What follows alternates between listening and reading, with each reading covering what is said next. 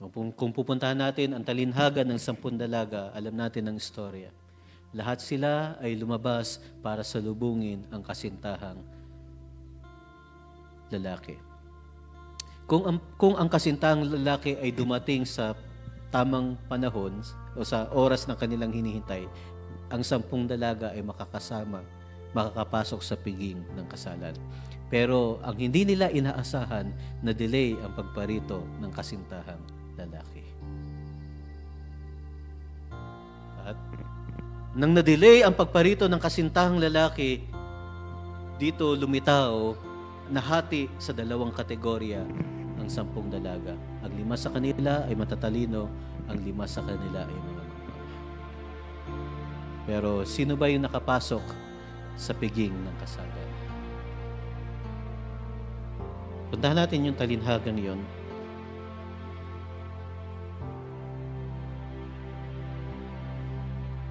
Matthew chapter 25.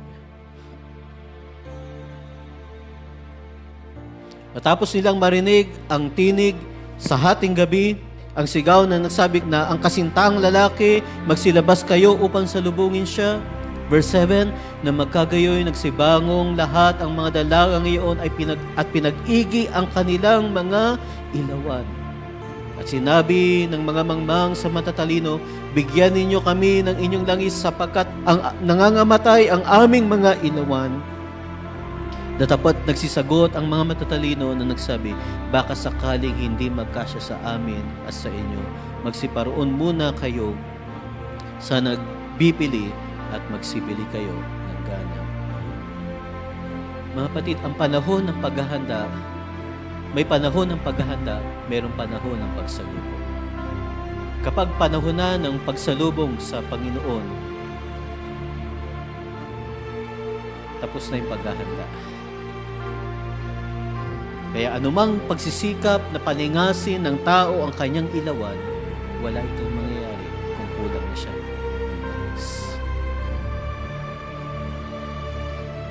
Kahit anong gawin ng tao sa kanyang sarili, magsikap, manalangin, dumuhod, mag-ayuno, pero kung tapos na ang panahon ng paghahanda, wala na siyang magagawa.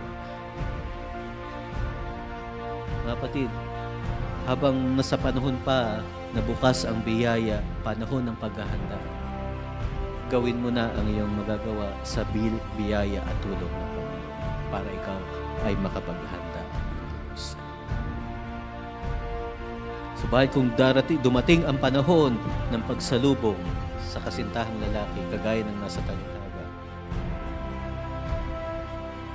yung mga nakahanda, habang sila ay naglilinis ng kanilang ilawan, alam nila, meron silang daladalang ekstrang langis. At dahilan sa ekstrang langis na ito, yung mga kanilang mga ilawan ay naglilipad. Yung 5 mangmang, kahit gaano nila itrim ang kanilang mga ilawan, dahilan wala ng langis, hindi na ito naglilipad. Nag-advise sila, bumili kayo ng langis, pumunta kayo sa mga nagbebenta para kayo ay makabili ng langis. Umalis ang 5 mangmang.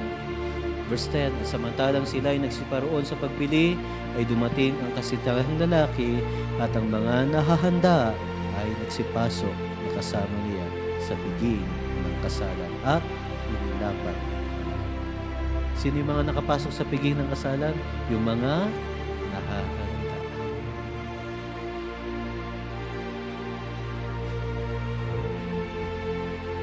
Yun yung mga taong, mga mananampalataya, mga wise virgins.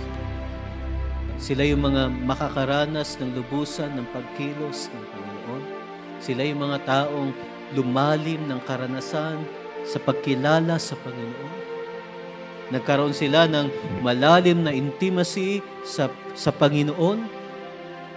Nagkaroon ng invisible union.